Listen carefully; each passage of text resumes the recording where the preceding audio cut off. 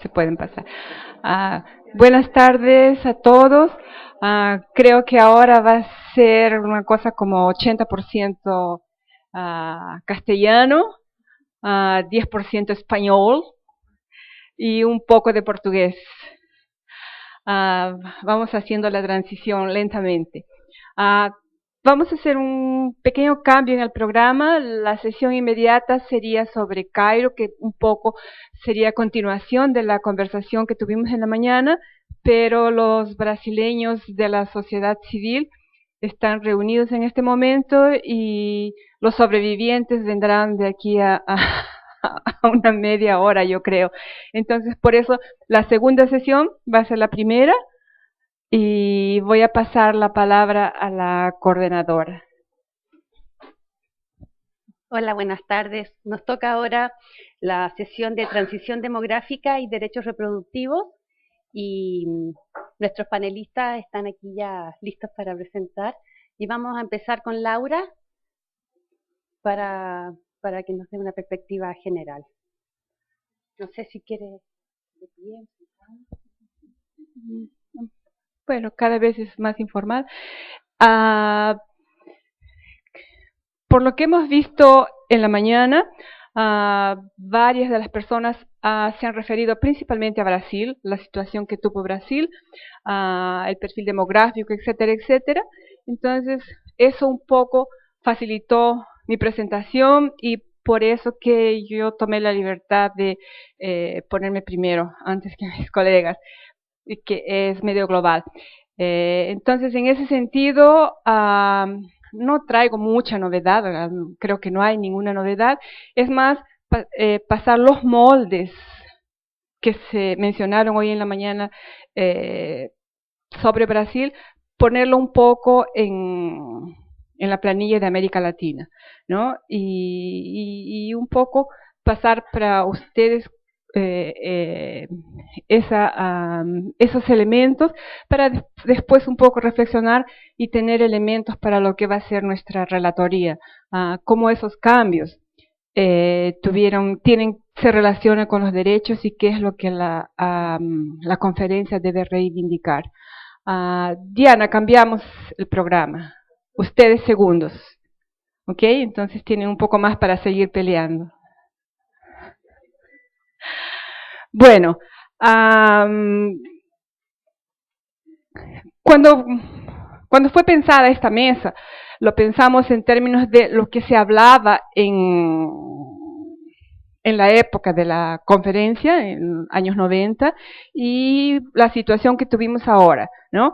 Y los datos que voy a presentar un poco es para documentar realmente lo que se pensaba y cómo llegamos, ¿no? Y qué eso nos permite en términos de ventajas o desventajas y cómo eso tiene que ver con exigencias de nuevos derechos o derechos olvidados. Rápidamente, las dos siguientes, ese es el esquema que prevalecía en los años 80, ¿no? No necesito explicar mucho más, es la tradicional pirámide, se sigue llamando pirámide, y la siguiente es ahora la figura más recurrente, la estamos tomando como punto de referencia, seguimos llamando pirámide, pero es como decía en la reunión con Perú, se parece más a un ataúd, ¿no? Porque ya inclusive pasamos la fase en que era una especie de balón, ahora estamos tomando esa forma, y ese es el punto de alarma, y es así como necesitamos ver los diagramas y adaptarnos para todo eso que se explicó, por ejemplo, hoy en la mañana. Entonces, el punto siguiente es un poco para mostrar, creo que con más énfasis, lo que se hablaba hoy en la mañana sobre Brasil. Yo creo que ver lo que pasa con la demografía en América Latina de esa forma es bien ilustrativo. Esa es la composición por edad de la población en términos absolutos.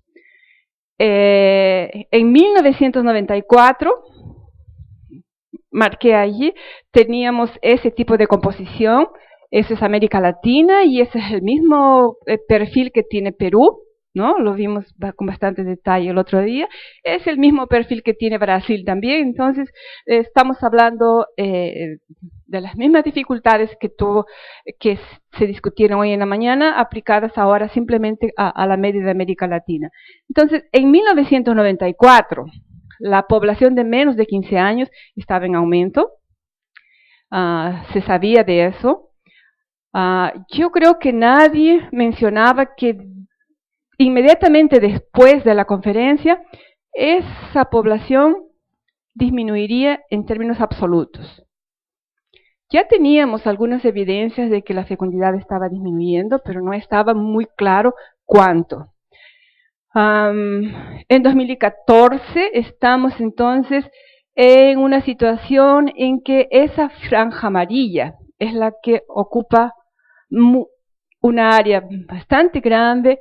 Como decía PV, nunca antes en la historia de este país, nunca antes en la historia de América Latina, esa masa de población ha sido tan grande, y en Brasil ya comenzó a dar señales de que se va a estabilizar, pero América Latina, Brasil un poco lideró el movimiento, pero América Latina todavía va a seguir creciendo, ¿no? Y en este momento, entonces, 2014, y los próximos años que se vienen, yo veo muy figurativamente como esa población, ela desborda de ese mapa, ¿no? Y aquí ya comenzamos a pensar, bueno, en 1994, ese grupo, población joven que estaba entrando, yo no sé si es exagero decir que se olvidaron de ese grupo en las discusiones de la conferencia de Cairo. Por lo menos un colega Ian Poole siempre dice que nunca la tomaron en cuenta, y ya en 94 era el grupo más volumoso, ¿no? en términos de volumen. Y hoy en día vemos que, de nuevo, esa figura, ela es semejante inclusive a varios países árabes y asiáticos, y todo el mundo lo dice, ¿no? Y yo creo que es verdad. Ese perfil demográfico, esa composición demográfica, no explica, pero está muy asociada a las primaveras políticas que se tuvo por ahí. Yo creo que en este momento, mirando para Brasil, eso es, no puedo decir responsable porque no estudié, pero está asociado a esas manifestaciones monstruosas que Brasil tuvo la semana pasada. Yo creo ver también eso en los movimientos que hay en Perú ahora. En Perú la gota de agua parece que fue una reforma universitaria sin discusión, y la gente comienza a mostrar intranquilidad, ¿no? Y bueno, el resto, los demógrafos ya lo conocemos muy bien, ¿no? En algún momento comenzará a declinar, y se vienen problemas serios más adelante. Y lo que los proyectistas demuestran es que el grupo que alimenta el mapa de la población está disminuyendo, y nada indica, a no ser que erremos nuevamente, que eso cambie. La próxima. Estos números también un poco expresan hasta qué punto, no voy a decir nos equivocamos, porque las proyecciones no se equivocan, ¿no? Las proyecciones son las hipótesis las que no se cumplen. Los proyectistas difícilmente se equivocan. Entonces, en la época de la discusión de Cairo, ¿no? Los elementos que teníamos era de que el aumento anual de la población para 2010-2015 sería de 86 o más millones de gente por año. Las últimas proyecciones dicen que fue bastante menor. Y esto es para América Latina. La población mundial, en este caso, ahora no sé si lo de arriba es para América Latina, ya me confundí. Pero en fin, creo que es para el total aumento anual, ¿no? No fue tanto así, disminuyó, y la población total también disminuyó, en 2010 es menos, y lo que mencionaba de nuevo también a Jorge Martínez, la población en las ciudades creció mucho más, la urbanización atropelló las proyecciones, las previsiones que eran base para el documento de la conferencia de 94. Entonces, el cambio demográfico que nosotros tuvimos no fue captado en la conferencia. El perfil que tuvimos en esos 20 años fue un cambio mucho más acelerado. La próxima. Y aquí algunas evidencias solamente para sentir esa magnitud, ¿no? Yo seleccioné la proyección que se hizo en 1982, ¿no? Aquí muchos de los demógrafos de 60 años y más fueron responsables por esa proyección. Jorge Rodríguez no, porque él no estaba, es muy joven. Pero seguramente yo estuve ahí, José Alberto no está, entonces no le podemos decir, él fue el culpable de esas proyecciones.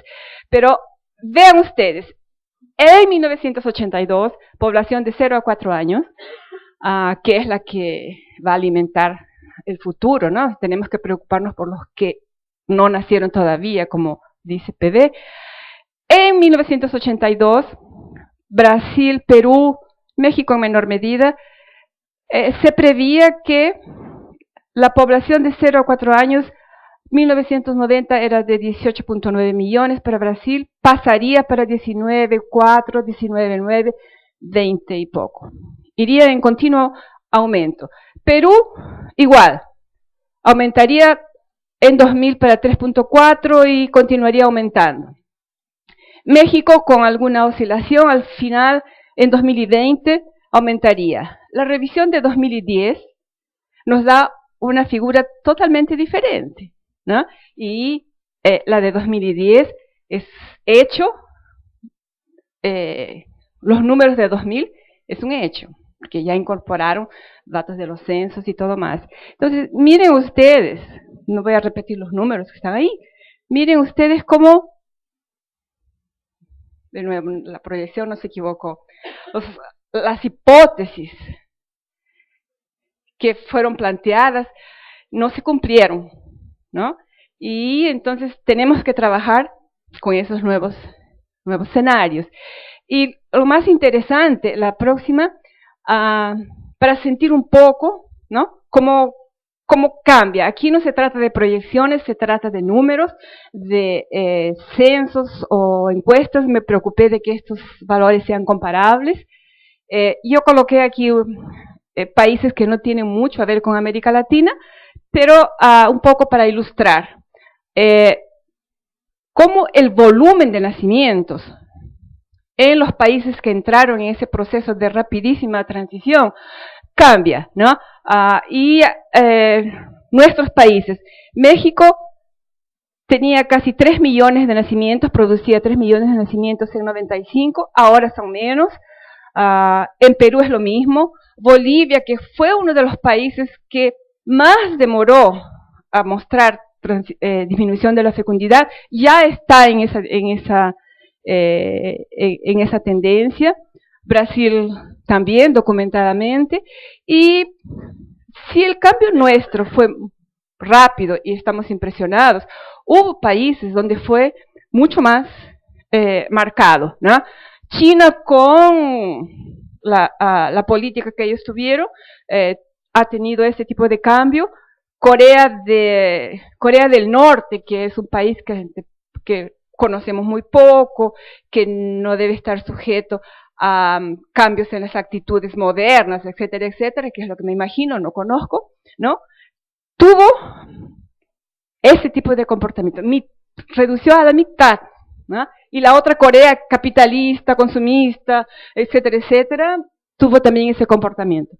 Entonces, es un hecho esta figurita de disminución en el número absoluto de nacimientos, es muy marcada en América Latina, hasta países que fueron prácticamente los últimos a entrar en la transición, lo hacen, y cuando lo hacen de forma muy, muy rápida.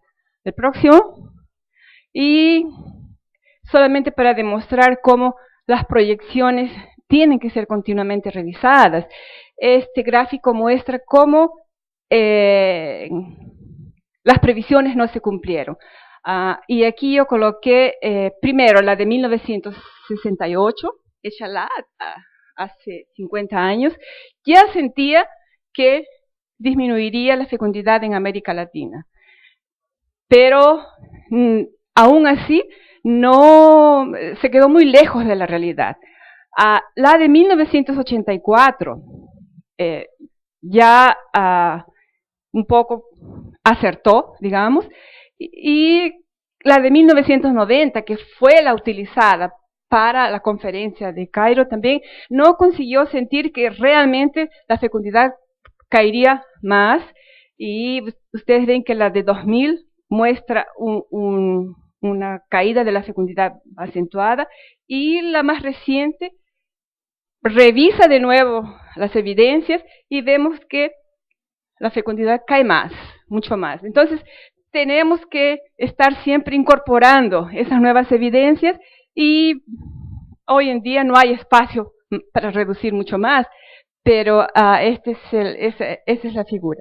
Más solo para demostrar que cuando decidimos tener la disminución de la fecundidad, nos vamos como que prácticamente en un abismo. Y yo coloqué aquí también algunos países, China, que sabemos cuál fue el comportamiento, y aquí está Brasil con la línea puntillada en negro, que como tengo datos para 1900 y antiguamente, un poco para sentir que probablemente los otros países también eran así, ¿no? Mas aquí están Brasil, México y Tailandia, Corea, etcétera.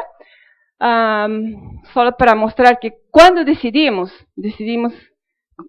caer todos al abismo, y en 2015, si las nuevas proyecciones están ciertas, estaremos todos juntos allá, con la elegancia de los países desarrollados también. Quería también hablar de la mortalidad, porque, de nuevo, ¿no? Se mencionó en la mañana que Brasil disminuyó mucho la mortalidad infantil. De hecho, fue una de las metas en las cuales Brasil se portó mejor, fue en ese cumplimiento de ese objetivo. Perú fue otro, y me parece que Pakistán, creo que fueron los tres que más avanzaron. Sin embargo, y esto porque la sesión es sobre derechos, vemos que, de nuevo, como fue mencionado antes para Brasil, hay unos descompasos. La mortalidad joven adulta para hombres y mujeres varió en el periodo de entre 95 y 2015, varió siempre para mejor, tanto entre mujeres como entre hombres. El nivel de esa mortalidad, coloqué aquí eso para hombres, es de esa orden que ustedes ven en la penúltima columna. La media mundial está por ahí de 100 para cada 1000, que para sentir un poco las dimensiones, eso significaría, cuando hablamos de mortalidad infantil, de 10 por 1000, ¿no? Y en grupos de edad donde no se debería morir de nada, ¿no? Entonces, 10 por 1000 ya es alto, y Latinoamérica y el Caribe está en torno de la media. Cuba, que es uno de los países que tiene la menor mortalidad, está ahí marcado porque tiene la peculiaridad de tener el menor nivel, pero aún así tiene una sobremortalidad alta, del orden de 40%. En los otros países vemos que, por ejemplo, Haití tiene 1.2, es la menor sobremortalidad. En compensación, o para completar la desgracia, es uno de los que tienen mayores niveles de mortalidad masculina, ¿no? Entonces, todos ellos me dicen que hubo alguna mejora en la mortalidad, pero que o los hombres se quedaron un poco rezagados, o nosotras mujeres nos aprovechamos más de las ventajas. De todas formas, es un desbalance que tendríamos que que considerar. Voy a pasar directamente a tentar asociar un comportamiento económico, que no es mi área, pero quería solamente mostrar. Ese gráfico todo el mundo lo conoce bien, ¿no? Me muestra cómo es la razón de dependencia con la relación entre la población que es joven y la senil. Los brasileños se ríen porque se llama senil en español. Y noten bien que la próxima, este gráfico es para Perú. Noten bien que eso que se llama ventana de oportunidades, bonos demográficos, etcétera, etcétera, se da en más o menos 2030 para Perú, un poco con desfases, se da en los otros países. Cuba, por ejemplo, ya estaría en la fase de subida de esa curva, ¿no? Y yo muestro esta curva para asociarla después, más rápidamente. Pasa. Y para asociarla después con algunos países. Y yo no sé qué significa esto, es solamente para dejar constancia. Veamos lo que pasa con los tigres asiáticos. La próxima. Esa es la nube de todos los países que mencioné, ¿ya? Ellos siguen esa constelación. Entonces, ahora vamos a tirar algunas gráficas. Pasa para la siguiente, que son lo que yo llamo los tigres asiáticos. Esos tigres asiáticos conocidos porque hoy en día son prácticamente potencias, pasaron de subdesarrollados para países con alta producción, etcétera, etcétera, tienen ese perfil. En 2010 están en el punto mínimo. Yo diría que ellos supieron aprovechar lo que nosotros llamamos ventana de oportunidades. Taiwán no está porque Naciones Unidas no reconoce a Taiwán como país, entonces no hay estadísticas en ese sistema, pero entonces lo que vemos es que esos tigres asiáticos tuvieron una disminución terrible de esa carga de dependencia. Sabemos que invirtieron pesadamente en educación y hoy están afuera del rango de países desarrollados. Y así pasa. Ese es el perfil que tienen Perú y Brasil. Otro, por favor, los BRICS están ahí. Yo no sé, mejor este gráfico porque Rusia no sé por qué está ahí, ¿no? Los BRICS seguirían ese perfil de esa disminución violenta de la carga de dependencia y son los mercados emergentes. Y no sé si eso es garantía de alguna cosa, porque en los últimos años, recientemente, China ya está dando muestras de que está desacelerando. Brasil, por el segundo año consecutivo, también apareció como un mercado emergente, dinamismo, etcétera, y estos 2 últimos años no sabemos qué va a pasar, ¿no? Termino aquí porque es un poco, pasa los varios que tiene, un poco para dejar apenas como constancia de qué es lo que nos preocupa.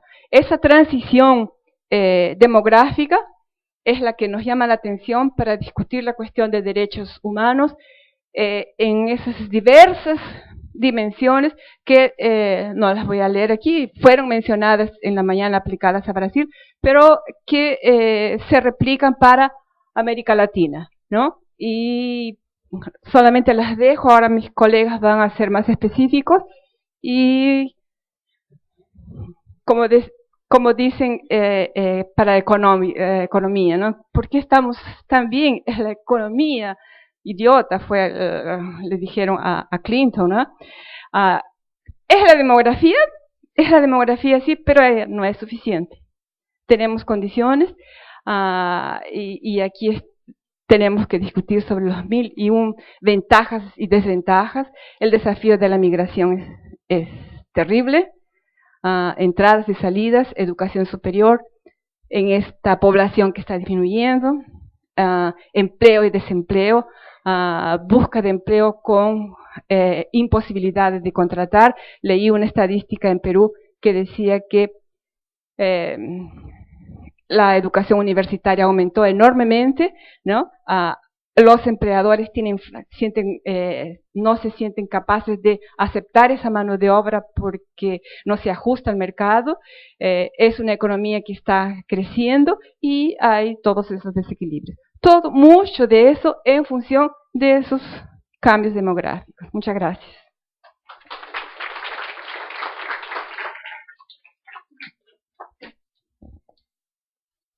Muchas gracias, Laura. Gracias por atenerte al tiempo también. Muy entretenido, ir a seguido, pero tenemos a los otros panelistas.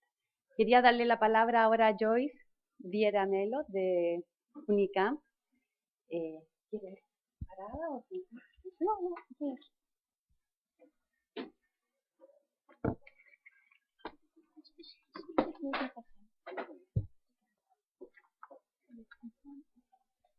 Bom, boa tarde a todos e a todas. Em primeiro lugar, eu agradeço a oportunidade de estar aqui hoje.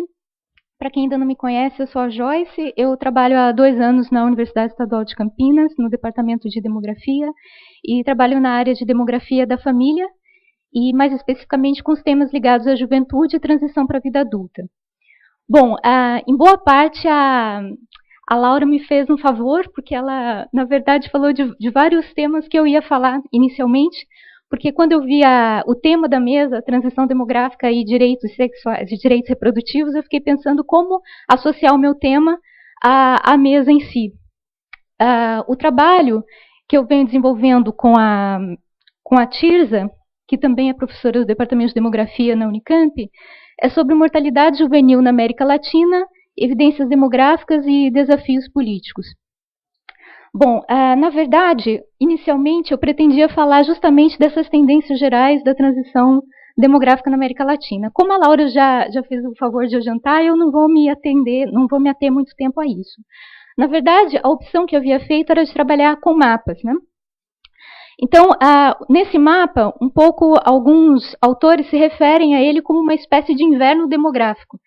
Porque se no passado, lá na década de 60, 70, a gente tinha um predomínio de cores quentes, ou seja, as cores quentes associando a uma fecundidade elevada e as cores frias a uma fecundidade baixa, hoje a gente tem praticamente todo o mundo em tons de azul. Então, assim, são regiões do mundo onde a fecundidade já está em níveis razoavelmente baixos ou muito baixos. Esse outro mapa, simplificando um pouco, nós temos um mundo dividido em 3 níveis: alta fecundidade, fecundidade intermediária e fecundidade muito baixa. Então, assim, a gente pensando, esses que estão com os pontinhos são os lugares do mundo com fecundidade já muito baixa, abaixo da reposição. Então, a gente vê já na América Latina um predomínio de fecundidade intermediária, que seria em torno de 2, 3 filhos por mulher. E já temos o Brasil e o Chile, no caso, com os pontinhos, também com uma fecundidade abaixo da reposição. Digamos, o único lugar que ainda tem alguma resistência, que a gente pode falar, filhos, ainda tem uma média de filhos por mulher em torno de 3 ou um pouquinho mais, seria Bolívia, e alguns países ali na América Central, entre eles Haiti e El Salvador. Bom, aqui, na verdade, a ideia era mostrar um pouco o avanço da esperança de vida no continente. Não vou me ater muito a isso, porque isso já foi falado também em outras mesas, mas, em geral, houve um ganho importante na região em termos de esperança de vida. Cada mapa que eu for apresentar agora, um primeiro refere aos anos 90, que é o período que houve a Conferência do Cairo, e o seguinte, a situação atual. Então, se a gente se ater à esperança de vida, digamos, os extremos para a América Latina eram em torno de 55 anos, como mínimo, indo até 76 anos de esperança de vida ao nascer. Se a gente se atém ao período mais recente, houve um ganho importante. Como mínimo, agora a gente tem em torno de 60 anos e como máximo quase 80 anos de esperança de vida. Aqui em termos também de taxa de crescimento, quer dizer, lá nos anos 90, a gente tinha só praticamente o Uruguai com um crescimento negativo e a maioria da região com um crescimento em torno de 1,9 a 2,3 de crescimento populacional anual. A situação muda bastante para o período atual. A gente tem a maioria da população dos países com crescimento de até 1,5. Bom, porque agora a gente chega também no que mais importa para a gente discutir a juventude na região, que seria o quê? A importante mudança em termos da relação de dependência nesses países latino-americanos. Como já foi dito aqui, para a maior parte dos países, a gente está vivendo um momento que muitos chamam de bônus demográfico, ou janela de oportunidades, ou dividendo demográfico, enfim. Que seriam o quê? Períodos em que os países teriam oportunidade de gerar alguma poupança. Um crescimento, você teria muita gente numa faixa etária produtiva, e que isso, uma vez bem aproveitado, poderia gerar capacidade de poupança para essas nações e a possibilidade de um ganho em termos de desenvolvimento. Bom, então aí a gente chega o que esses países têm feito em matéria de juventude, ou de potencializar essa maior proporção de pessoas em idade produtiva para gerar, de fato, desenvolvimento. Tentando relacionar isso com a própria Conferência do Cairo, a gente poderia pensar quantas vezes ou em que situações que os jovens são mencionados no documento do Cairo. Quer dizer, qual que é o papel do jovem ou dessas pessoas que têm algum potencial produtivo dentro da agenda do Cairo?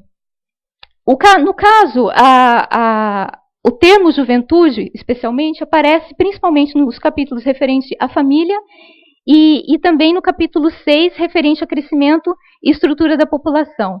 Nesse capítulo de crescimento e estrutura da população, a gente tem um tópico inteiro dedicado a adolescentes e jovens.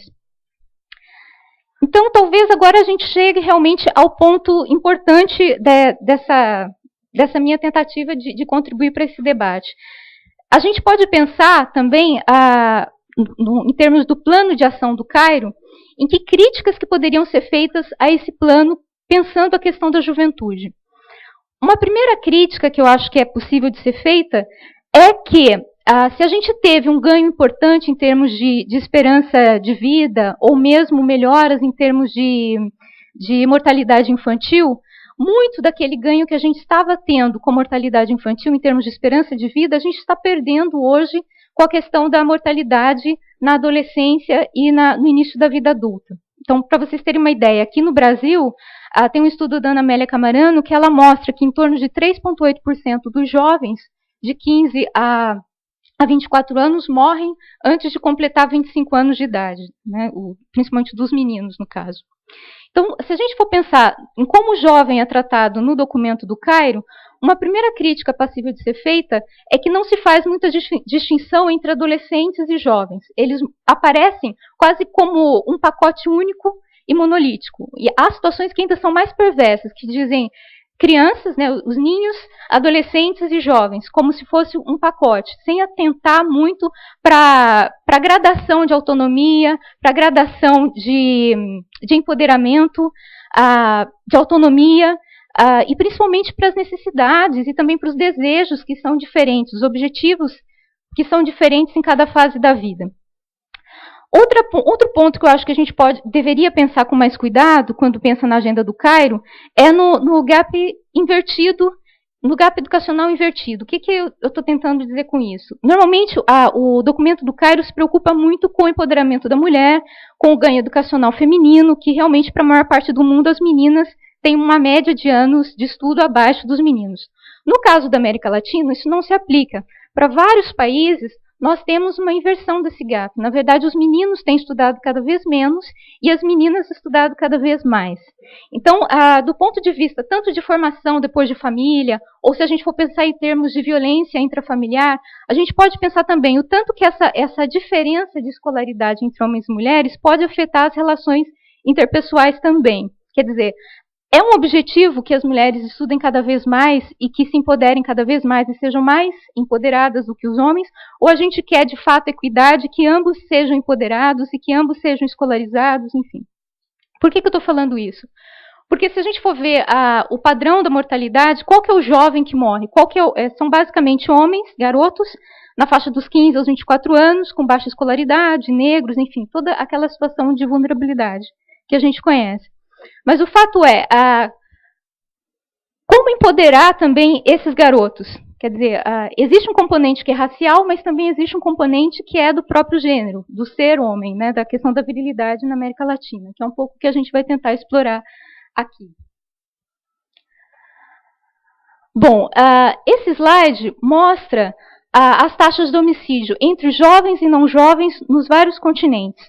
Então, o que salta aos olhos para qualquer observador?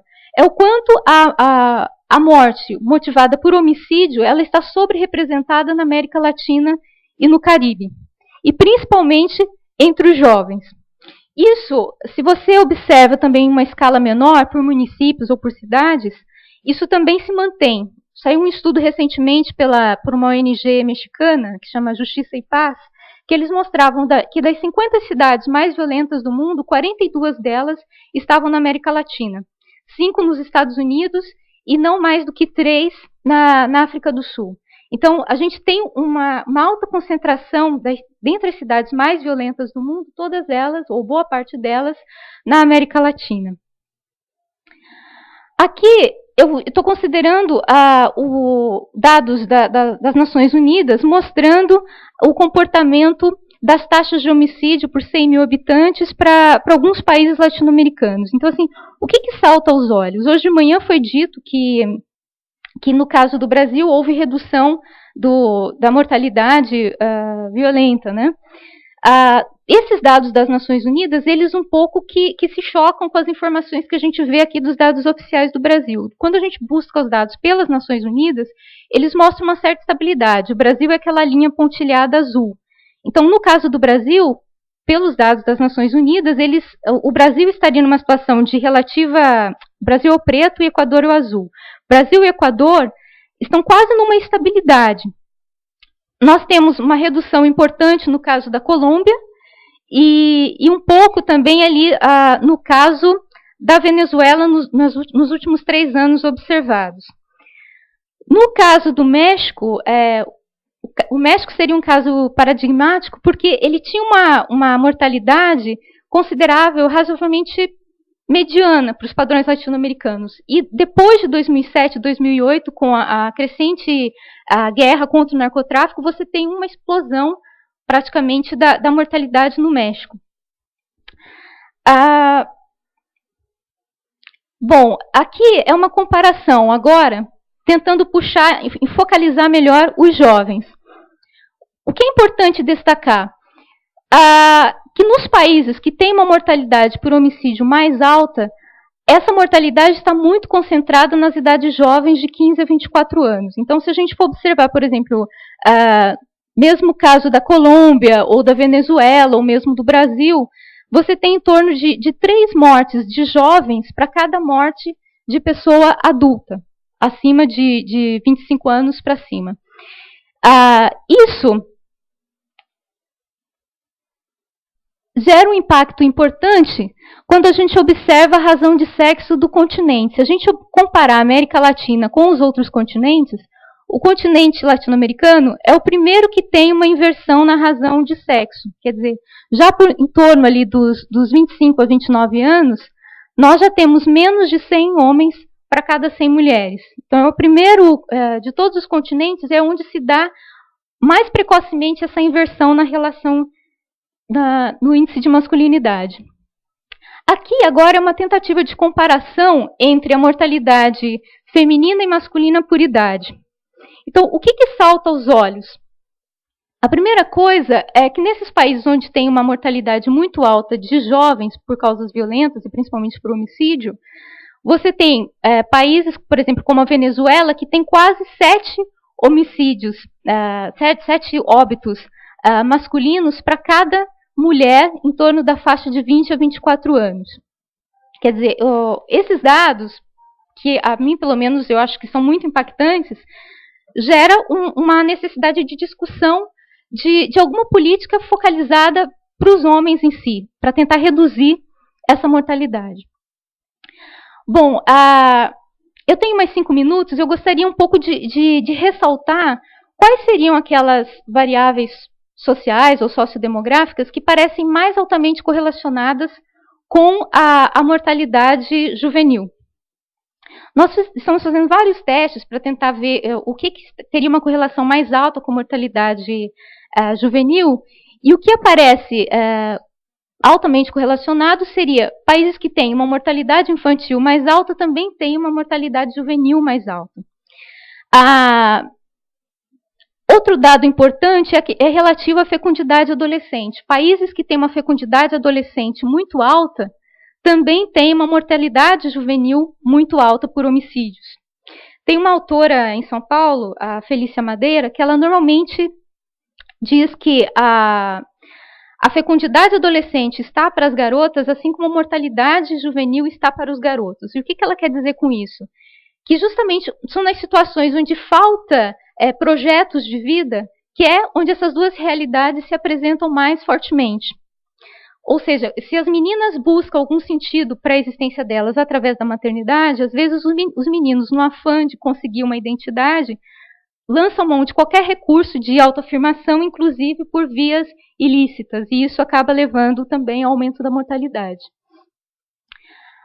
Bom, tem também uma correlação muito alta com a indigência, com o percentual de domicílios indigentes, mas das variáveis que têm alta correlação, eu destacaria também o índice de desigualdade de gênero, quer dizer, os lugares onde tem uma maior desigualdade de gênero são os lugares também onde apresentam maior mortalidade juvenil por homicídios.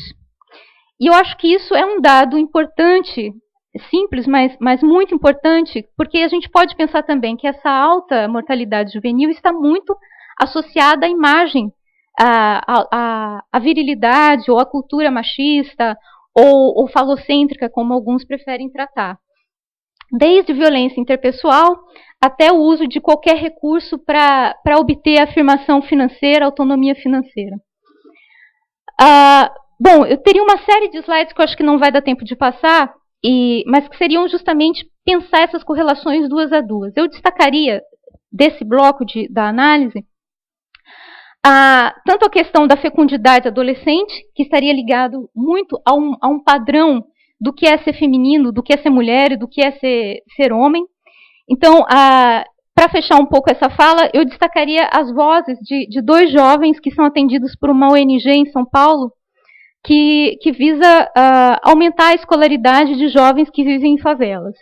Então, essa moça, Fernanda, ela já cursa a universidade hoje, ela foi atendida pelo projeto, e ela conta que a maior dificuldade dela para estudar era justamente porque a mãe cobrava muito dela um papel feminino, e esse papel feminino era formar a família logo, era ter filho logo, ter filho cedo, e que enxergava naquela necessidade dela de estudar como se ela estivesse almejando um sonho inatingível, que ela nunca ia sair da favela e que o melhor para ela era formar a família dela e dar um rumo para a vida dela dentro da própria comunidade. E destacaria também a fala de um outro jovem, que é o Wesley, que agora já está fazendo o mestrado em Fisiologia do Esporte, que também mora na comunidade. E ele dizia que o maior problema dele para estudar era que o pai cobrava dele que ele trouxesse dinheiro para casa. Que ele tinha 4 irmãs mais velhas, mas que o pai não achava que as meninas tinham que contribuir na casa. Quem tinha que contribuir era ele, porque ele era o rapaz, mesmo sendo mais jovem. E então, qual que era a solução para ele? Era vender bala em semáforo, era cuidar de carros, enfim, realizar qualquer trabalho que um garoto de 10, 12 anos poderia desenvolver, e que muitos colegas, pessoas na mesma situação dele, quando eram cobradas que gerassem dinheiro para casa, acabavam recorrendo ao crime em si. Bom, para fechar um pouco essa fala, eu acho que quando a gente pensa em juventude, pensa na agenda do Cairo, primeiro a gente teria que se perguntar também o que é desenvolvimento, o que é desarrollo, porque em nenhum momento do documento se define o que é o desenvolvimento em si. Desenvolvimento econômico, a boa parte da América Latina avançou ao longo da última década, mas isso não se reverteu, como foi dito, e a gente reafirma isso, vê isso em vários estudos, não se reverteu em um ganho para os jovens. Então, quando a gente pensa em desenvolvimento, que desenvolvimento que é esse? Quer dizer, tem um livro do Amartya Sen que eu acho muito interessante, que ele pensa o desenvolvimento como liberdade. Quer dizer, as pessoas, os países mais desenvolvidos são os mais livres, ou é a liberdade que leva ao desenvolvimento. Então, como que a gente pensa também? Se a gente pensa os vários binômios ou trinômios formados pelo desenvolvimento, a gente também poderia pensar num outro binômio que seria desenvolvimento e liberdade. Eu paro por aquí.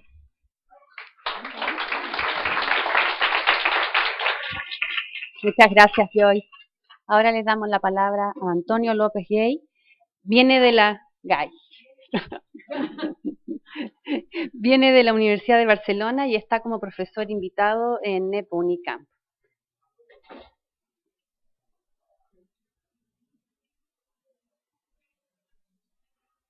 Gracias, Alejandra. Hola, buenas tardes a todos. Bueno, antes de empezar quería dar las gracias a la organización porque han creído oportuno que nuestras investigaciones sobre la segunda transición demográfica en América Latina tienen hueco en este seminario. Entonces, agradecer a todos los organizadores. Sí, yo vengo a hablar de estos trabajos que hemos hecho sobre el auge de la unión libre en América Latina y que hemos hecho en el contexto del proyecto Wolfram en el Centro de Estudios Demográficos, que ahora también están teniendo continuidad durante mi estancia en el NEPO, en Campinas, en Unicampi. Entonces, bueno, hablando, los organizadores me comentaron que utilizase un poco nuestros resultados sobre la cohabitación, la unión libre y algunos análisis que también hemos hecho sobre el tema del retraso de la fecundidad para traer al debate el controvertido concepto de la segunda transición demográfica y si realmente hay algún atisbo de que se está produciendo en determinados sectores de la población algo parecido o que entraría dentro de esa dimensión teórica de la segunda transición demográfica. Entonces, lo que yo les vengo a presentar hoy aquí es un resultado principalmente de estos tres artículos. El primero ya está publicado en el Population Development Review, básicamente hablando del boom de la cohabitación, con resultados entre 1970 y el 2007. Luego hemos hecho un último artículo que está siendo evaluado en el Demographic Research con datos de los censos que ya tenemos de 2010. Y también otro que está siendo también evaluado en la misma revista, que hacemos una aproximación más espacial al tema de la cohabitación en América Latina por unidades geográficas muy pequeñas, ¿no? Entonces, pues bueno, básicamente la presentación que voy a hacer yo ahora, vamos a tratar un poquito sobre el boom de la cohabitación en América Latina, principalmente va a ser ese el tema, y finalmente pues abordaremos este tema peliagudo, que es si estos resultados contribuyen a algo al debate sobre la segunda transición demográfica en América Latina. Muy bien, empezamos con esta parte del boom de la cohabitación en América Latina. Bueno, os explico un poco los datos de dónde los hemos sacado. Pues básicamente tenemos datos, microdatos integrados, extraídos de IPUMS desde 1960 hasta la última ronda de 2010, que ya hay algunos países en el sistema IPUMS International. También tenemos el 100% de los datos agregados de 2010 de 2000 y 2010 que fueron facilitados por CELADE y también en algunos casos por algún instituto de estadística. Nos centraremos, como verán en la presentación, en el análisis de las mujeres de 25-29 años. ¿Por qué hemos elegido este grupo? Porque creemos que ahí ya pues, se han tomado dentro de la pareja decisiones sobre el tipo de unión que quieren llevar a cabo. El nivel de instrucción de la población femenina está ya completado y además, pues cogiendo simplemente un grupo de edad, pues vamos a poder realizar una comparación de diferentes generaciones a lo largo de los censos que hemos analizado, ¿no? Desde 1960-70. Muy bien, este es el panorama que nosotros, bueno, que existía en América Latina en 1970. Vemos que la cohabitación general era baja, excepto un caso que sobresale respecto al resto, que es el de Panamá, en el que más de la mitad de las mujeres de 25-29 años que vivían en unión lo hacían en unión libre, fuera del matrimonio. El resto de países, tan solo Ecuador y Venezuela, en esos dos países, una de cada 4 mujeres de 25 a 29 años que vivían en unión, lo hacía en unión libre, y el resto de países pues están realmente con unas proporciones bastante bajas, ¿no? Entre el 5 y 15%. Muy bien. Entonces, el objetivo era examinar qué mujeres, ¿no? Si habría, estas son las medias nacionales, vamos a ver qué pasa dentro de los países. Entonces, este sería un primer gráfico. Yo he seleccionado aquí cuatro países, pero bueno, en los artículos están el resto de países. Este gráfico, para cada puntito, estas líneas, las rojas son 1970, las verdes 1980, ¿no? La ronda censal del 70 y del 80. Cada puntito es una unidad geográfica, y aquí lo que queríamos ver era si el territorio, esa media nacional, obedecía a un patrón muy homogéneo de todas las regiones o simplemente era una media hecha de valores altos de unas regiones y de bajos, ¿no? Entonces, vemos diferentes patrones. Por ejemplo, en Panamá, pues sí que la media era del 58%, pero vemos muchas unidades en las que la gran mayoría de las mujeres de 25 a 29 años estaban viviendo en unión libre, y otras áreas, ¿no? Otros corregimientos, si no me equivoco, estaban, pues alrededor de un tercio de las mujeres de esa edad estaban cohabitando, ¿no? Entonces había bastante heterogeneidad. En Brasil no había tanta heterogeneidad, era un patrón bastante homogéneo, y en Uruguay también. Costa Rica más heterogeneidad, ¿no? Con algunas regiones en las que la cohabitación realmente era algo muy... la unión libre era algo que llegaba a unos valores muy altos, y muchas regiones en Costa Rica con unos índices de cohabitación realmente bajos, ¿no? Bueno, y también quisimos analizar este patrón de 1970 por nivel educativo, que al final es lo que la bibliografía, que esto ya se ha hablado mucho, ¿no? Pues nos ha enseñado es cómo las mujeres que cohabitaban en ese año 1970, 1980, las que más cohabitaban eran las que tenían un nivel educativo bajo, ¿no? Vemos el gradiente educativo de una forma muy clara.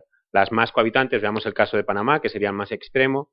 Las mujeres con menos de primaria cohabitaban en un 80% de las veces, esas mujeres de 25 a 29 años, y en cambio las que tenían titulación universitaria apenas cohabitaban, ¿no? En el caso de Milo, pues casi ninguna. Y ese gradiente educativo no se repite de una forma tan extrema en los países que he seleccionado, pero sí que se observa, ¿no? En Costa Rica se observa de una forma clara, también en Uruguay, un poquito, y en Brasil, como ya los niveles de partida eran bastante bajos, pues se ve, pero de una forma mucho más débil, ¿no? Entonces, claro, este patrón observado en 1970, y ha habido muchos autores en América Latina que han abordado sobre esta cohabitación, no se corresponde en nada a la cohabitación que estaba emergiendo en otros lugares del mundo, por ejemplo en Europa del Norte, ¿no? Es un patrón completamente diferente. Aquí he puesto la pirámide de jerarquías de las necesidades de Maslow, que esa, por primera vez ahora ya hablo de la segunda transición demográfica, utiliza como ejemplo, ¿no? Las necesidades, en cuanto a las necesidades más básicas ya están adquiridas por la población, pues se llega a unas necesidades más de ego, de autorrealización, y eso estaría relacionado con la extensión de la cohabitación en el norte de Europa, etcétera, ¿no? Entonces, este patrón de 1970, por supuesto, nada tiene que ver con esto, y entonces hablaríamos de esa cohabitación tradicional en América Latina, en la que la bibliografía nos habla que hay 3 grandes variables, que son las que pueden estar, las que están detrás de esta, o que explican la cohabitación tradicional en América Latina. Tendríamos raza, tendríamos clase y tendríamos religión como las 3 grandes variables que podían explicar esa cohabitación en 1970, ¿no? Vamos a ir ahora rellenando el cuadro y vamos a llegar hasta la actualidad y vamos a ver este proceso que nos ha llevado a nosotros en el artículo a hablar de el boom de la cohabitación, ¿no? De la unión libre. Si en los años 70 nos hubiesen dicho en América Latina en el que teníamos un patrón de la cohabitación en el que la probabilidad de contraer matrimonio aumenta cuando el nivel educativo aumenta, y también intuimos, ¿no? Y veíamos que la educación estaba viendo una fuerte expansión, pues probablemente hubiésemos dicho que, dada ese aumento de la educación de la población, esa extensión de la cohabitación, pues que la cohabitación esa tradicional iría claramente en descenso y que habría más nupcialidad, ¿no? Pero los resultados, ahora en el 2010, todo este periodo de tiempo, nos indican que no ha sido verdad. Que, como pueden ver en esta tabla ya rellenada desde 1970 hasta 2010, el auge de la cohabitación, de la proporción de mujeres que viven en unión libre, pues ha ido en aumento, ¿no? Vemos el caso, aquí está la diferencia en puntos porcentuales, el caso de Uruguay, pues en 1970 apenas cohabitaban el 10% de las mujeres de 25 a 29 años, actualmente es del 70%, ¿no?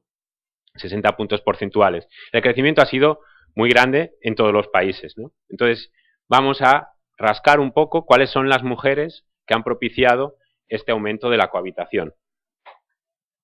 Bueno, pues este es el mismo gráfico que hemos mostrado al principio, con todas las regiones ordenadas de menor a mayor cohabitación, y vemos que en todas las regiones, tanto en las que ya se cohabitaba bastante como en las que se cohabitaba poco, el auge de la cohabitación ha sido notorio, ¿no? Mirando pues Costa Rica, había muchos distritos de Costa Rica con una cohabitación por debajo del 10%, también en 1980, ¿no? La ronda del 80, 90, hay del 70, del 80, en el 90 ya sube, 2000 también, y 2010 es cuando se produce el salto más grande, ¿no? El caso de Costa Rica, y ya no hay ningún distrito de Costa Rica en el que menos de un tercio de las mujeres de 25 a 29 años cohabite, ¿no? El caso de Uruguay también es extraordinario. Aquí no se ve que haya, aquí es mucho más homogéneo el patrón espacial. En todos los departamentos de Uruguay se cohabita de una forma similar, pero unos valores muy altos, ¿no? Y en el caso de Uruguay, pues el salto fue muy grande entre la década de los 90 y el último censo de 2010. Panamá, obviamente, aquellas regiones en las que ya el 100% de las mujeres estaban cohabitando, pues ya no puede subir más, pero sí que aquellos corregimientos en los que apenas estaba, o los que las mujeres cohabitaban mucho menos, también han ido hacia arriba, ¿no? Y el caso de Brasil, pues cómo va ronda a ronda elevándose esos valores de cohabitación. Vamos a ver qué pasa también con el caso de la educación.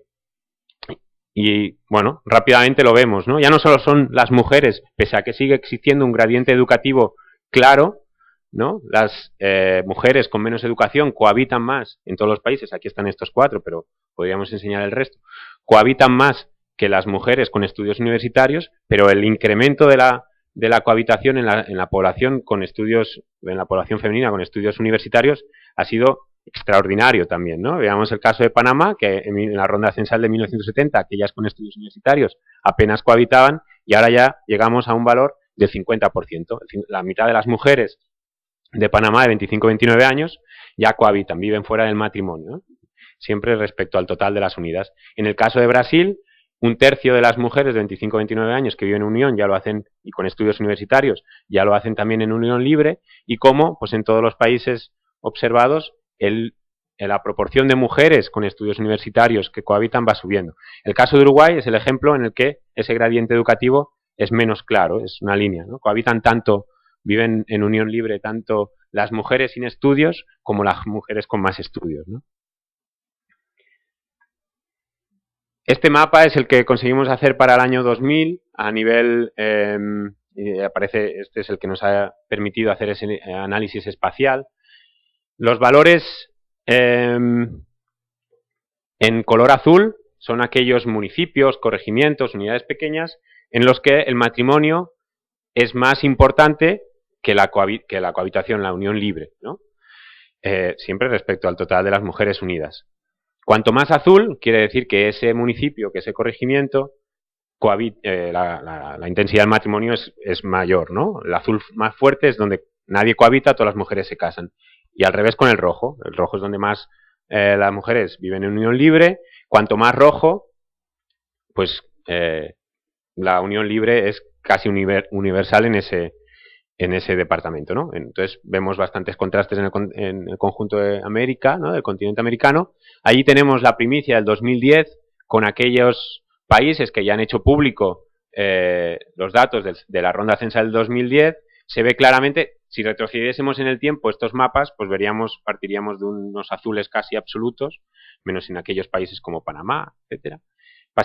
Ya vemos que en el de 2010 el rojo predomina mucho más que el azul, y en aquellas zonas como por ejemplo el sur de Brasil, en el que el azul fuerte más o menos predominaba, ahora el azul ya es mucho más claro, se está acercando a esos niveles ¿no? ya rojos, en el que la cohabitación es mayor que el matrimonio.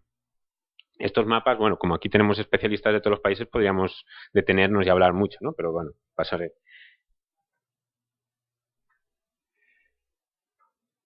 La cohabitación, todos los, ¿no?, estamos familiarizados con el concepto de la segunda transición demográfica. La cohabitación es uno de los valores o de los comportamientos que describen esa segunda transición demográfica, ¿no?, el auge de la cohabitación. Existe otro que es el retraso de la unión y el retraso del calendario de la fecundidad. Entonces, en estos artículos también hemos querido analizar cómo se ha modificado, si es que se ha modificado, el calendario de la fecundidad de las mujeres de América Latina, ¿no?, en todos los países. Existe también la dimensión del postponement en estos países de América Latina. Entonces vamos a analizar un poco el calendario de la fecundidad, 3 gráficos tan solo. Aquí partimos la proporción de mujeres de 25-29 años sin hijos. Si estas líneas aumentase, pues estaríamos hablando de que el calendario de la fecundidad se está retrasando, pero vemos que básicamente las medias de los países, pues una línea que sí que se intuye que sube un poquito, que sube la proporción de mujeres sin hijos, pero es bastante plana, ¿no? No hay un retraso del calendario de la fecundidad en las medias nacionales. Pero si rascamos un poquito más, vamos un poquito más al detalle y queremos ver qué está pasando dentro de esas medias nacionales y lo analizamos por nivel educativo, vemos que las mujeres con estudios primarios sin hijos apenas, ¿no?, esta es la proporción de nuevo de mujeres sin hijos a los 25-29 años, apenas están modificando el calendario. Son los números de los valores de 1970 y los de 2010 apenas difieren, ¿no? En algunos casos incluso el número de mujeres sin hijos a los 25-29 años va en descenso de las de estudios primarios, ¿no? Y esta tabla de aquí, sobre todo fijémonos en los valores rojos, que es la diferencia en puntos porcentuales entre el valor de 1970 y el de 2010, que está muy cercano a 0, ¿no? Contrastan de una forma muy significativa con las diferencias entre 1910 y 2010 de las mujeres con nivel de instrucción más alto, ¿no?, con las mujeres con estudios universitarios, que estas sí que parece que están aplazando de una forma clara el calendario de la fecundidad, ¿no?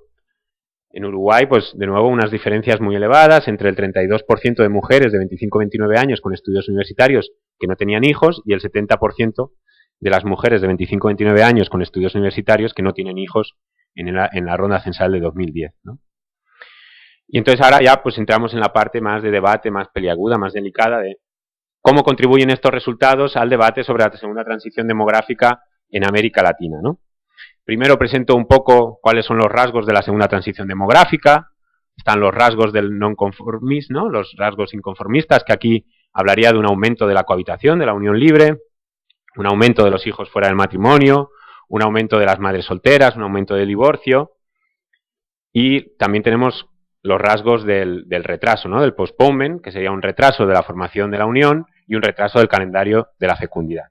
Bueno, nuestros resultados, vamos a hablar de cada uno de los rasgos por separados. Nuestros resultados de los rasgos no conformistas nos hablaría que hay un crecimiento universal de la unión libre en todos los países, en todas las áreas geográficas y en todos los grupos sociales. Tanto en los grupos sociales que tenían tradición en la cohabitación como aquellos grupos sociales, ¿no?, que no tenían una cohabitación más tradicional, más histórica, ¿no? Los mayores incrementos relativos de esta cohabitación se han dado entre la población con educación secundaria y universitaria, en todos los países. Ya no es más un fenómeno que solo se encuentra en las clases, en los estratos sociales más bajos, y la mayoría de la cohabitación ocurre en hogares nucleares. Estos resultados no los he enseñado, pero también en los artículos aparecen. Pero hay una proporción significativa también de cohabitantes que residen en hogares extendidos y compuestos, ¿no?, sobre todo en los estratos sociales más bajos. O sea, la cohabitación tampoco es exclusiva solo de los hogares compuestos, sino que la cohabitación es una elección de los hogares nucleares que se dan ahora mismo en América Latina, ¿no? Esos son los rasgos de esas que caracterizan la segunda transición demográfica, ¿no?, el concepto de la segunda transición demográfica, los inconformistas. Ahora vamos a ver los rasgos que estos resultados hablan del retraso, ¿no? En los estratos sociales más bajos no hay un retraso en la formación de la unión, en parte debido a la completa sustitución del matrimonio por la cohabitación, y tampoco hay un retraso en el calendario de la fecundidad, en esos estratos más bajos. En los estratos sociales más altos hay un retraso claro en la formación de la unión, pero aún más claro en el retraso del calendario de la fecundidad. Entonces llegamos a la pregunta clave. ¿Lo que está sucediendo en América Latina es segunda transición demográfica o es que tenemos patrones de desventaja, ¿no? La segunda transición demográfica nos diría que con un gradiente socioeconómico más alto, que las clases, los estratos sociales más altos serían los que mostrarían más estas dimensiones inconformistas y de retraso de la fecundidad, o los patrones de desventaja que nos dirían que la población de los estratos sociales más bajos serían los que presentarían este aumento de la cohabitación, ¿no? Entonces, bueno, pues lo que nosotros nos atrevemos a decir es que los dos marcos teóricos no tienen por qué ser excluyentes, y ambos procesos se podrían estar sucediendo ahora mismo en América Latina, pero en grupos sociales diferentes, ¿no? Entonces, pues con esto acabaría la presentación, no sin antes enviar un saludo de parte de Albert Esteva, que es el primero, y de Ron Lestaegue, que es el segundo, pues a todos vosotros. Gracias.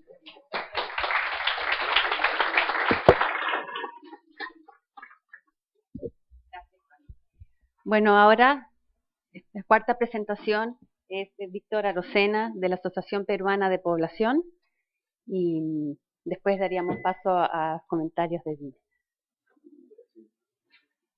¿Necesitas que alguien pase sin presentación?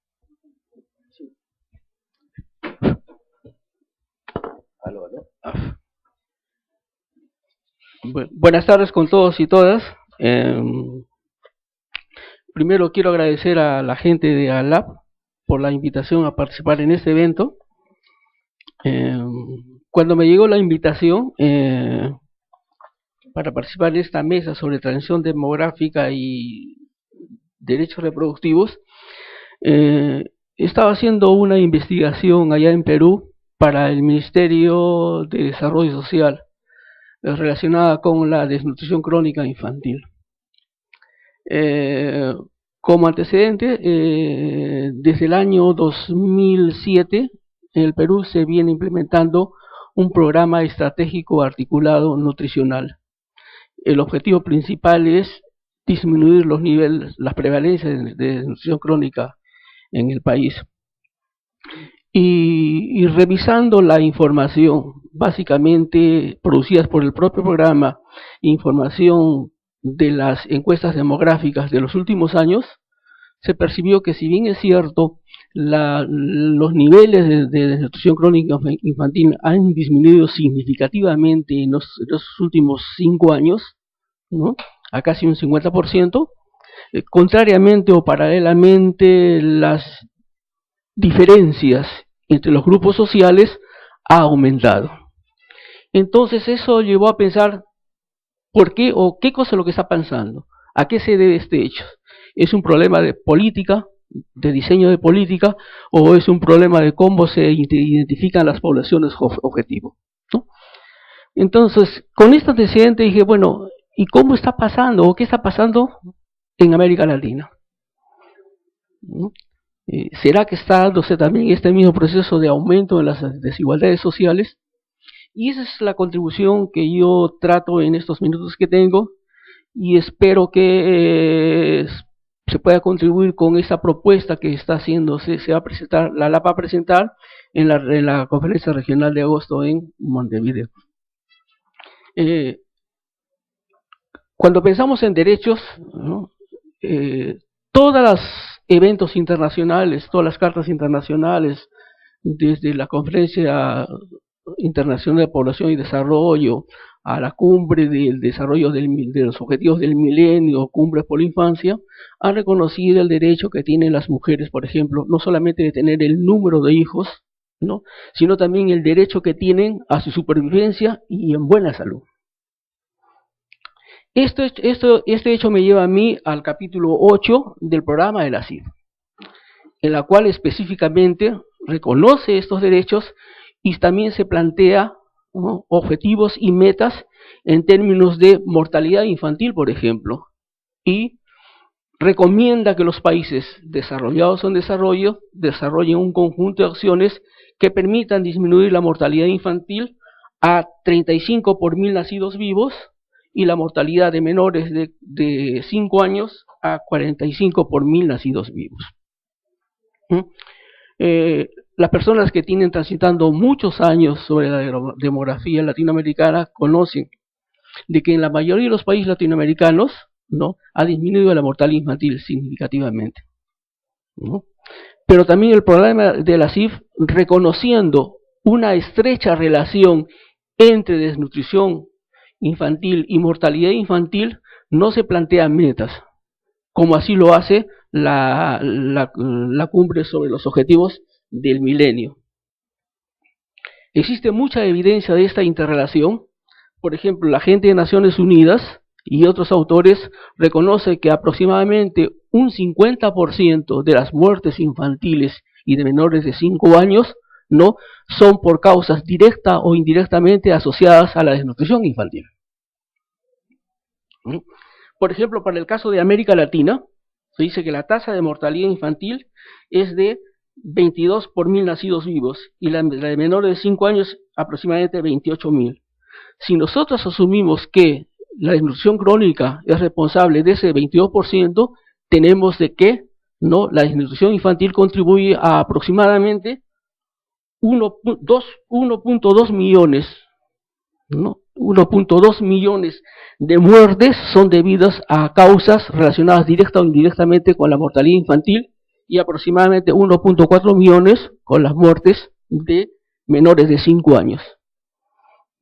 Pero el hecho más preocupante es de que esos niños que tienen desnutrición infantil, por los efectos que tiene en el desarrollo del niño, inclusive a las diferentes edades como la edad adulta, ¿no? Implica, ¿no?, un problema de responsabilidad no solamente de las familias, sino de las sociedades, convirtiéndose en un problema de salud pública.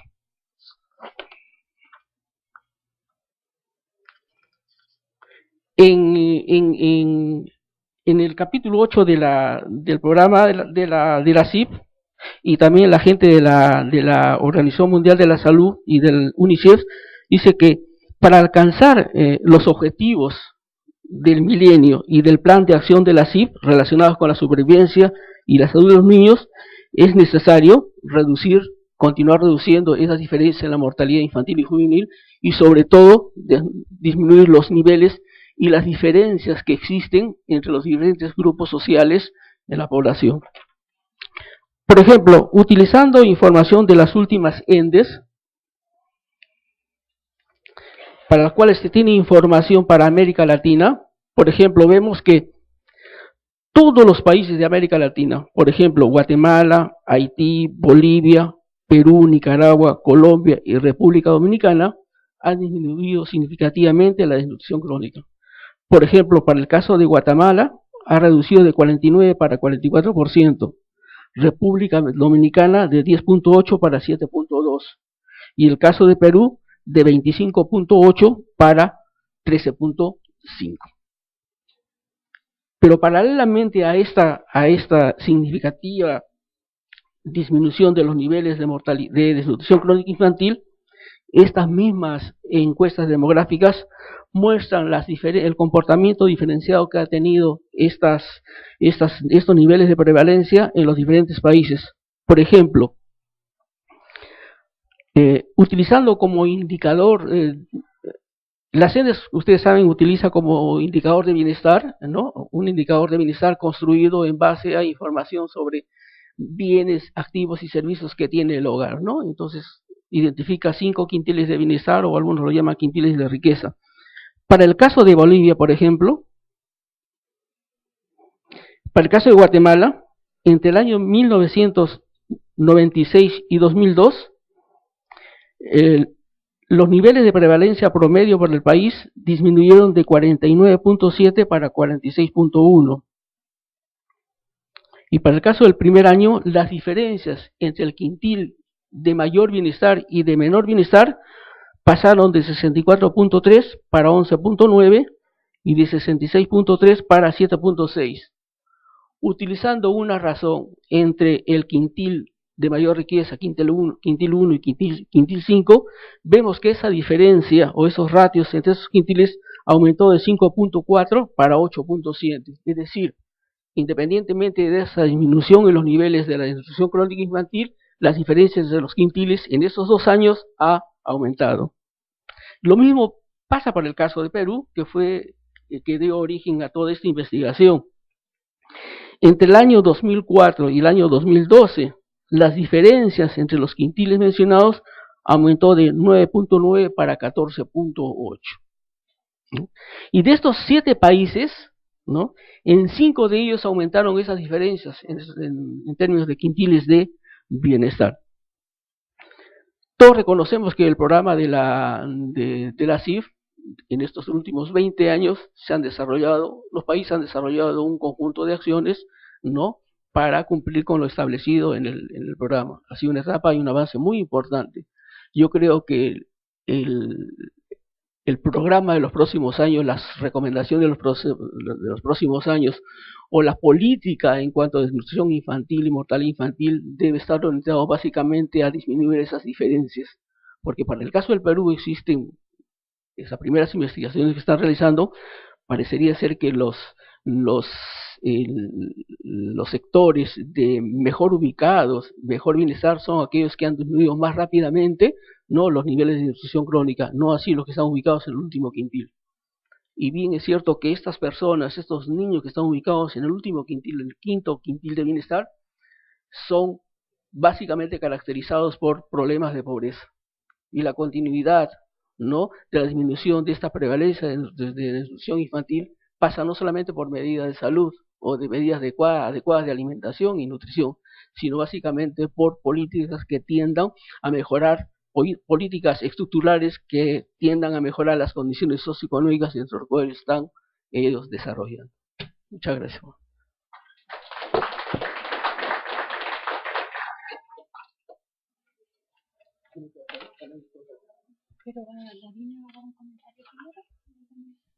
Muchas gracias, Víctor.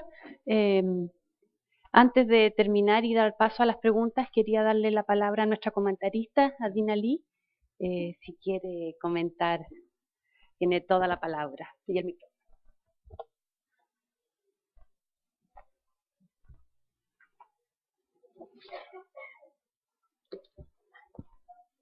¿Me voy a caer? Bueno, en primer lugar, quiero agradecer a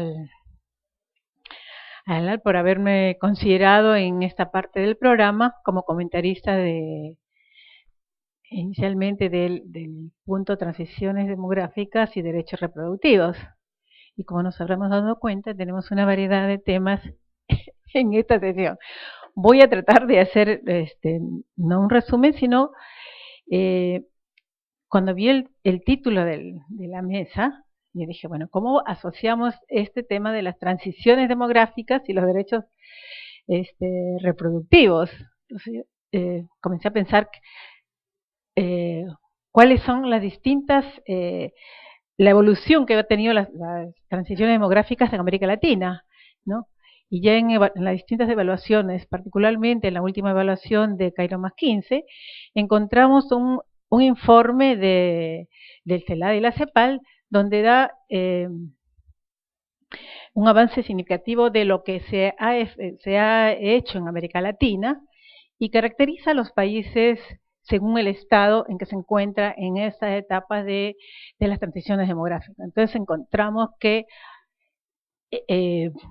para lograr estos avances significativos en la transición demográfica, muchos países están en las etapas muy avanzadas, que ya habían comenzado anteriormente este proceso, otros que están en situación avanzada, otros están, digamos, en posición intermedia, pero todos han avanzado significativamente. En ese sentido, yo creo que se ha avanzado en lo que va de la conferencia a la fecha, ¿no? Sin embargo, hay dos elementos que quisiera remarcar al respecto. Es un tanto, si en la CIP se estuvo pensando en su conjunto de todos los grupos de edades y en reducir el tamaño de familia, pero se perdió un poco de vista, creo, y lo remarca Laura también, es este grupo que va digamos, a sostener a la población adulta mayor, ¿no? ¿Quiénes están, si se pensó en ese momento, brindarle la atención a los menores de 15 años y particularmente a los 0 a 4 años, ¿no? Y como bien sabemos que la fecundidad en nuestros países también es desigual, que es otra de las características de América Latina, ¿cuánta atención le estamos brindando en términos de procurarle una mejor educación cuánto estamos procurando en darle una mejor alimentación, porque esa es la que va a sostener, digamos, o son los contingentes generacionales que van a sostener a la población adulta mayor, y que, como todos bien sabemos, esta etapa del bono demográfico, también muchos de nuestros países ya llegaron casi a su límite y otros están en camino. ¿Cuánto se está haciendo en nuestros países para procurar el aprovechamiento de ese mayor potencial de fuerza de trabajo que lo vamos a tener en muy corto tiempo? Es un tren que solo pasa una vez en la vida de todas las sociedades, y que si no lo aprovechamos y que no le prestemos la suficiente atención, dicho de otra manera, ¿cómo hacemos los demógrafos para que los decisores de política asuman más internamente para abordar el tema de educación, de capacitación, ¿no? Y el otro tema que Joyce decía es, en la CIP se pensó grandes grupos de población, pero se los tomó como un bloque, menores de 15 años, ¿no? Pero no esta otra población que estaba entre los 15 y 25 años. Eso me pareció bien interesante y que creo también asociada a los derechos reproductivos, es esta población más expuesta, ya decía, a los homicidios y a la victimización, está relacionada a los embarazos adolescentes. Se pensó de manera más decisiva en la CIP de atender a esta población adolescente,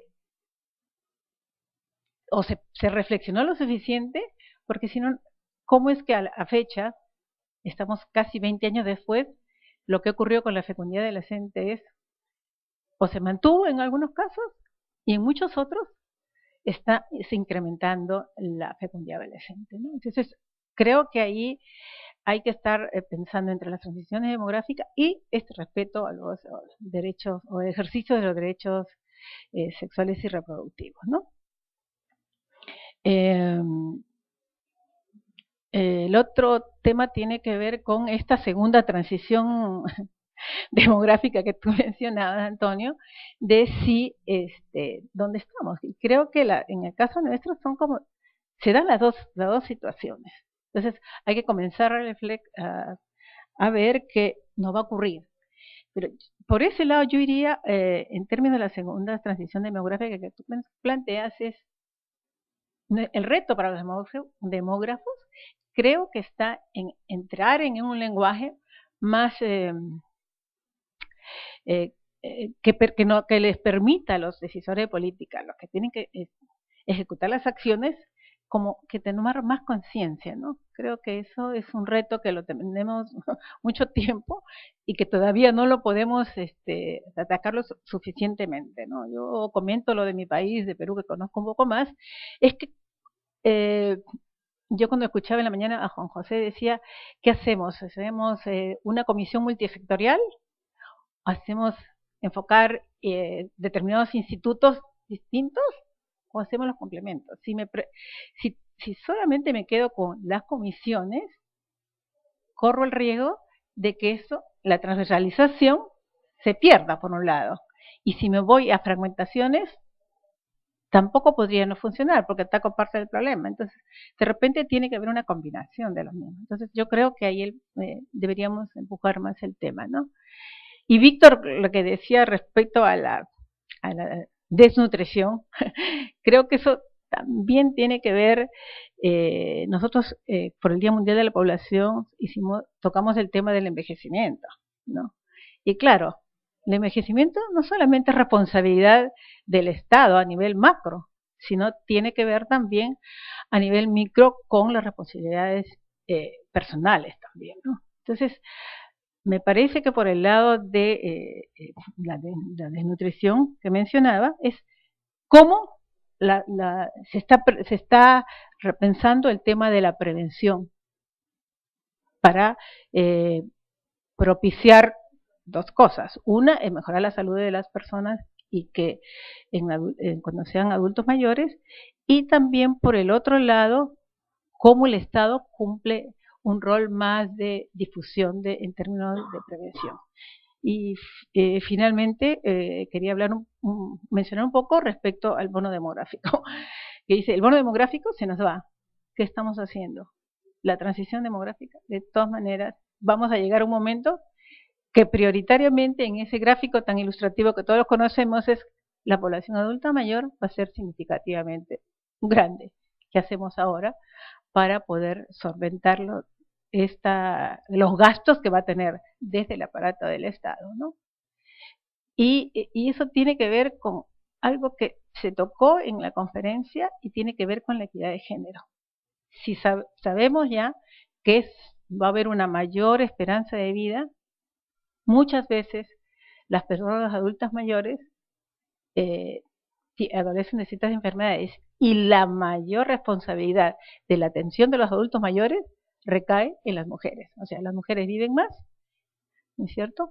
Tienen una esperanza de vida mayor, pero además tienen la otra carga de cuidar a las personas adultas mayores. Entonces son varios temas que están, creo, asociados a los derechos sexuales y reproductivos, que, como bien se dijo en la conferencia, no solamente es la reproducción, tiene que ver con la violencia, tiene que ver con equidad de género. Lo hemos planteado de esa manera. Creo que sí, yo creo que el movimiento feminista ha cumplido un rol bien importante para levantar el tema de los derechos sexuales y reproductivos, ¿no? Bueno, estos son un poco mis comentarios y muchas gracias por invitarme ya.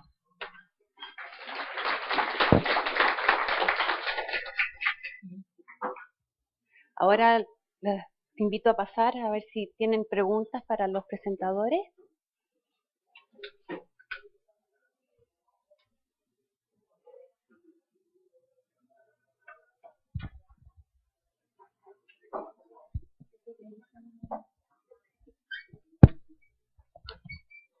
Deje que se sienta.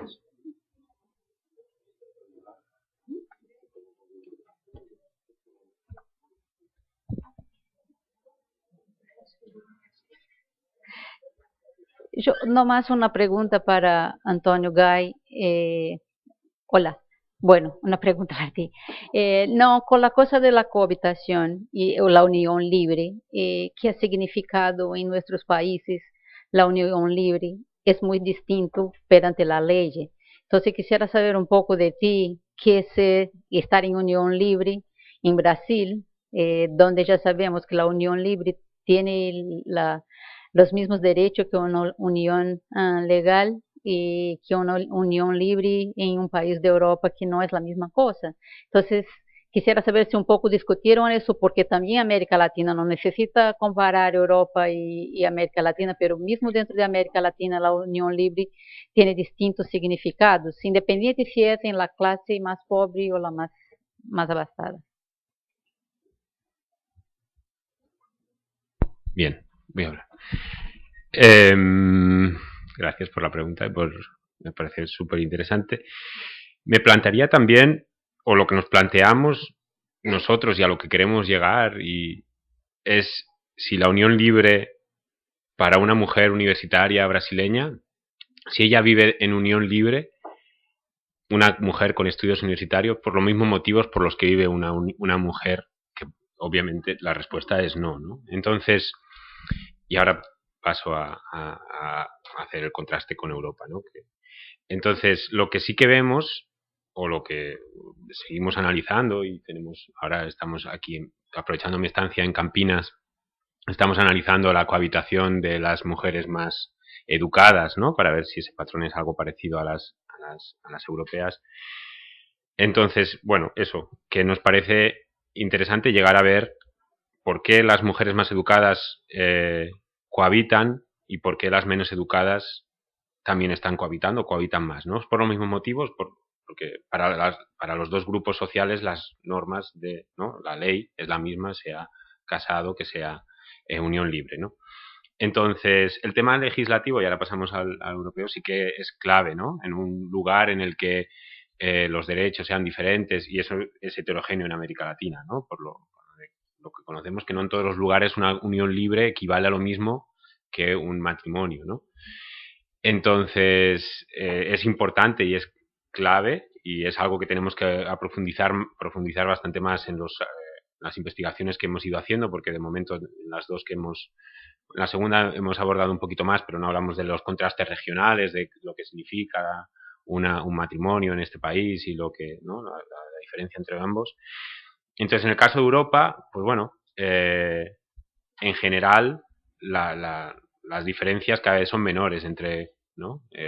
Hacer legal tu matrimonio o vivir dentro de la unión libre y tal. Están las uniones de hecho, que las tienes que también formalizar de alguna manera. También hay como un trámite burocrático. Aquí en el caso de Brasil sé que no es necesario si luego si tú puedes demostrar que has estado conviviendo con esa persona, pues al final la ley te va a dar la razón, etcétera, etcétera.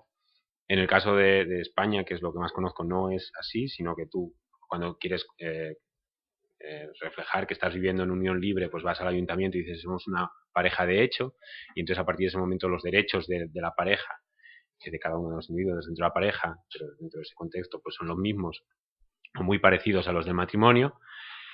Entonces, bueno, pues siguiendo un poco la línea esta, pues a lo mejor sí que hay, ¿no? Lo que queremos llegar a ver, si ese patrón de Europa, que en principio las más educadas fueron las que comenzaron a cohabitar antes que las menos educadas, ¿no? Fueron la cúspide de la pirámide social, la que comenzó el cambio de la cohabitación, pues si algo de esa cohabitación, tampoco es una obsesión intentar ver si es lo mismo, ¿no? Pero sí ver si esa cohabitación se parece a algo a las más educadas de América del Sur. Entonces, pues eso ya nos legitimaría un poco más a utilizar el marco teórico de la segunda transición demográfica al caso de América Latina, de esas más educadas.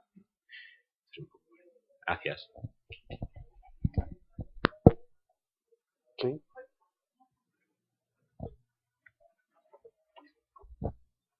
Sí, siguiendo la consulta que hizo Susana, que es muy pertinente porque dado que la reflexión es sobre Cairo más 20 y lo que viene más allá, si uno mira el capítulo de familia del Cairo, uno de los capítulos complicados, la verdad es que se queda bastante corto en reconocer la diversidad de formas familiares que enfrentamos hoy, ¿no?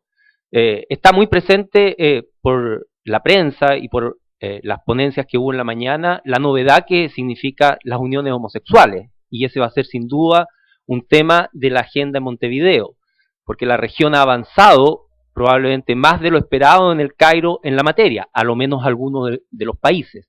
Pero el tema que pone Tony, con la evidencia que nos presenta, nos dice que también las uniones de hecho, que no aparecen en el Cairo, no aparecen como tema. Si uno mira la diversidad de uniones familiares en el Cairo, se remite más bien al reconocimiento de la monoparentalidad y al reconocimiento de la diversidad, bajo el precepto de que la unión o la familia, más bien, es el núcleo central de toda sociedad. Se parte de esa base y luego se hace un reconocimiento de la diversidad.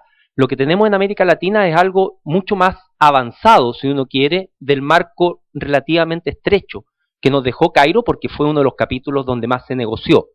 Y a propósito de eso, y tomando la presentación que hizo Joyce, que me pareció muy interesante, creo que efectivamente es totalmente justificada tu crítica al Cairo en que junta niños, adolescentes y jóvenes en el capítulo 6. Pero en el capítulo 7 toca a los adolescentes en particular, y los toca con especial relación a la atención de salud sexual y reproductiva. Y creo que es una sección del Cairo que deberíamos leer y revisitar constantemente, porque nos muestra cómo ese documento en gran medida es fruto de negociaciones que quedaron plasmadas en párrafos que son contradictorios entre sí. Párrafos en donde primero se reconoce el derecho a los adolescentes a tener libertades en materia de salud sexual y reproductiva, en consonancia con la idea de los derechos reproductivos, pero a párrafo siguiente lo que se hace es decir algo como lo que voy a plantear a continuación, tocando el tema de la educación sexual, que también apareció. Dice el Cairo, se debería prestar apoyo a actividades y servicios en materia de educación sexual integrada para los jóvenes, muy bien, coma, con la asistencia y orientación de sus padres. ¡Qué contradicción más grande! ¡Qué contradicción más grande! O sea, estamos nosotros ahora, a 20 años del Cairo, en una visión muy distinta de esta, donde la patria potestad está por sobre los derechos de los jóvenes y en este caso los adolescentes. Y eso debiera ser uno de los temas que nosotros como región debiéramos incorporar en nuestra agenda futura de población y desarrollo.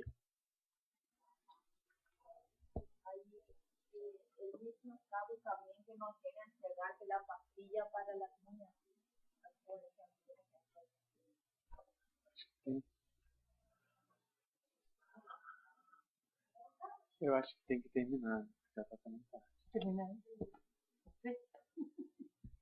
Bueno, si no hay más preguntas, cerramos la sesión y los invito a un café.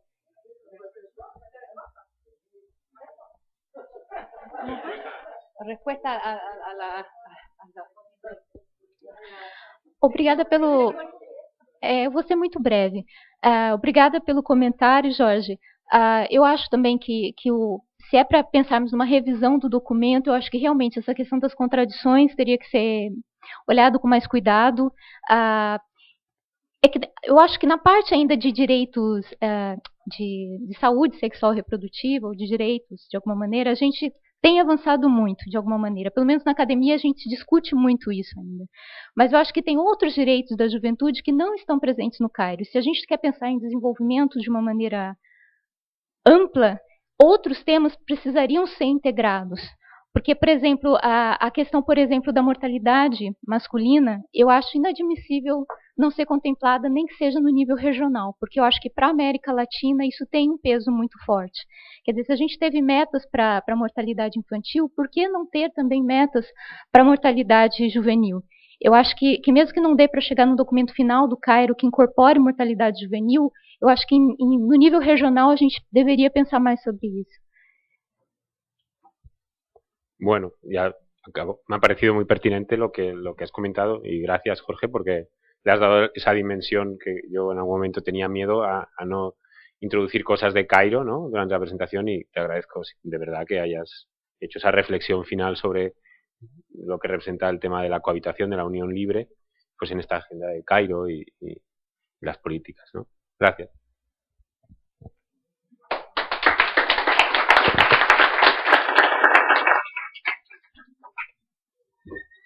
Café.